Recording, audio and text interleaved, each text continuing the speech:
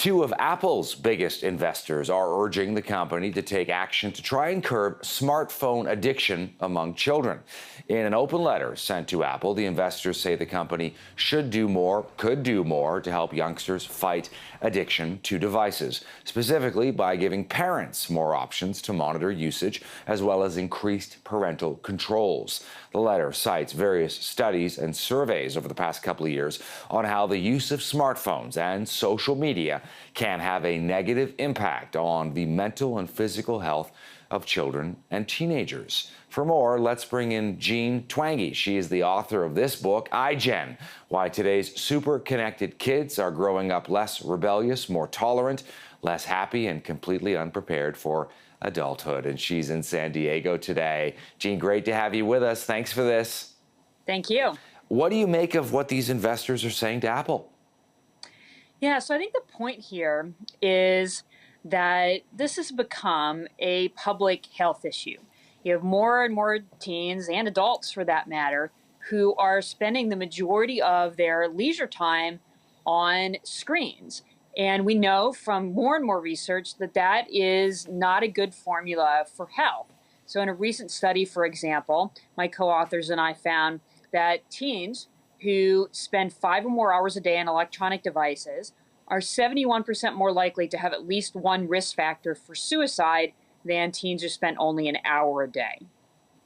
One of the studies in particular talks about attention spans, and I know you've been looking at this, that seem to indicate for some people they are falling below those of goldfish. Jean, what do you make of that?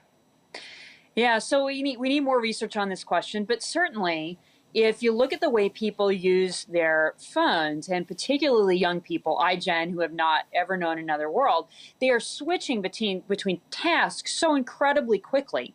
And they're using their phones so much more, and they're reading books and magazine articles so much less, that by the time they get to, well, where I am, a university classroom, there are these issues with, I'm going to hand you this textbook and I want you to read a whole chapter at once. And that blows their minds because that is just not how they have lived their lives up to that point. And that's an issue. One of the things you talk about in your book, iGen, is this notion that the teens are growing up, the young adults are growing up, Jean, to be completely unprepared for adulthood. What do you mean by that? Well, it's this bigger trend that is a little bit related to smartphones, but gets into some deeper cultural issues that teens are just less likely to work at a paid job. They're less likely to get their driver's license. They go out of the house without their parents less than they used to. So that has some big upsides, but it also has the downside that when they arrive at university or at their first job, they have less experience with independence. And that can be obviously a real problem in that, a lot of managers, a lot of faculty are saying, these kids just don't seem prepared.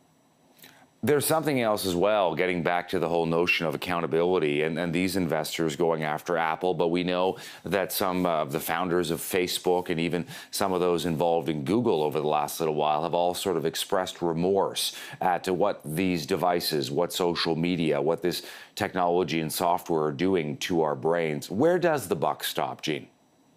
Yeah, that's the interesting thing. I think that's the real opportunity for Apple and other companies in this letter and in this ask is, especially for Apple, they get their profit when people buy the device. They don't need to have everybody addicted to it and on it 8 hours a day.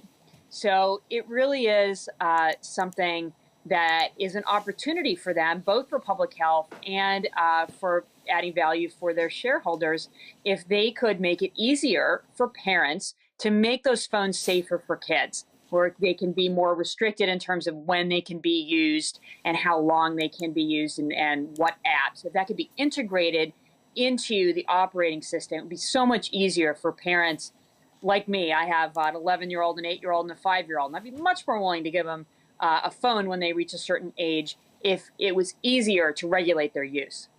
Jean Twenge is the author of iGen, Why Today's Super Connected Kids Are Growing Up Less Rebellious, More Tolerant, Less Happy, and Completely Unprepared for Adulthood. She was joining us from San Diego. Jean, great to have you back. Thanks for this today.